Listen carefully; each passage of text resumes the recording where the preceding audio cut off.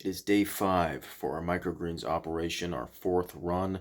4 trays of arugula, 4 trays of broccoli. Let's turn the camera around and see how they're doing. So this is the broccoli. As you can see, it's doing very well. We've got about 2.5 inches of growth on the tallest plants here. Pretty much ready to harvest on day 5. If you remember, we took off the top trays on day 3 for the broccoli. 1 day later than the arugula. But the broccoli is actually growing probably a little bit faster. The arugula is about 2 inches, 2.5 inches on its tallest plants, it looks like. But still not doing bad. The soil is still slightly moist. I watered them at about 9 p.m. last night. So it's about 7 p.m. right now. So it's about 22 hours. We can round up to 24 hours since they've been watered. I watered them quite a bit. Basically what I did is I poured some water in until it got above these lines, until it filled these up and got just above these whatchamacallits, those lines, just above those lines, right? So it filled up the little troughs and got above the lines there. That seemed to be enough. The soil is still nice and moist, but not too moist. Everything is standing straight up. Everything looks great. I spaced out all of the plants this time a little bit more, which allows me to see that the root hairs for the broccoli plants are very prominent. At first I was a little bit worried that it might be mold, but it is literally just root hairs. So we could, of course, test that by spraying them. And you can see all those big seeds in there, these big broccoli seeds.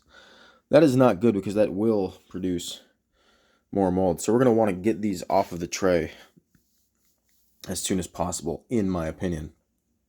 Or let them fully dry out before we water them again. But in any case, I'm pretty sure I could take these trays to the farmer's market and cut microgreens for weight and sell them. Looks pretty good, eh? And the same thing with this arugula. It's pretty much done on day 5. I'm very happy with it. Might let it grow out for another day or 2 before I harvest. But yeah, pretty successful. I might harvest one of these trays tomorrow, or maybe all of them. We'll see what we have for time.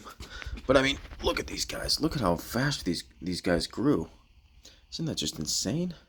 Some of these they have to be 3 inches tall. This guy. Yeah. Pretty amazing. So that's definitely our most successful run so far. The 4th run. And where do we go from here? We will harvest these in the next couple days. Get a new bag of soil.